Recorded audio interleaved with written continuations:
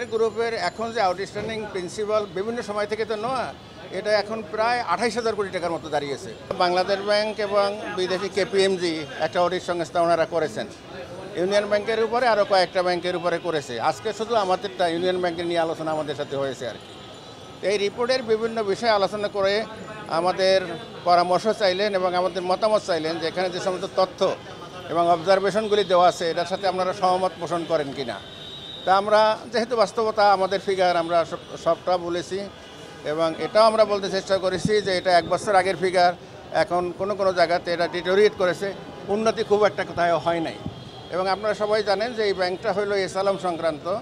এখানে প্রায় 92% যে টাকা যেভাবে আপনার ওনাদের হাতে চলে গেছে দুর্নীতির মাধ্যমে বিভিন্ন প্রক্রিয়ায়, যার এগেনস্টে কোনো কোলেটারাল নাই, আমানত নাই, সিকিউরিটি নাই, লোকজন খুঁজে পাওয়া যায় না, এগুলি তো আপনারা বিভিন্ন সময় যে রিপোর্ট করেছেন সেই রিপোর্টগুলি কিন্তু একেবারেই সত্য। এটার সামারাইজ পয়েন্টে ওনাদের রিপোর্টও আছে, আমরা তার সাথে তো দ্বিমত প্রকাশ করতে পারি নাই। টাকার অঙ্কের পরিমাণটা কত জানেন স্যার? টাকার বলাই যাবে, বলা যায় না করে আপনাদের রিপোর্ট থেকেই আসে স্যার বলেন একটু। প্রতিদিনই আপনাদের রিপোর্টে আসে। শুধুমাত্র এসালাম গ্রুপ কত টাকা লুটে নিয়েছে? এসালামের গ্রুপের এখন যে আউটস্ট্যান্ডিং প্রিন্সিপাল বিভিন্ন সময় থেকে তো নেওয়া, এটা এখন প্রায় 28,000 কোটি টাকার মতো দাঁড়িয়েছে। ধরুন নেট অফ করলেও 26,000 কোটি টাকার কম না, এটা শুধু ওনার কাছে পাওনা। এবং এই পাওনার পিছনে যাদের নামে এই বিনিয়োগগুলি বা ঋণগুলি লেখা আছে তাদের খোঁজেও পাওয়া যায় না। এইগুলি রিপোর্টিং কিন্তু বিভিন্ন সময় আপনারা করেছেন। এর এগেনস্টে যে কোলেটারাল শো করা হয়েছে ইনফ্লেটেড 15-16 হাজার কোটি টাকা।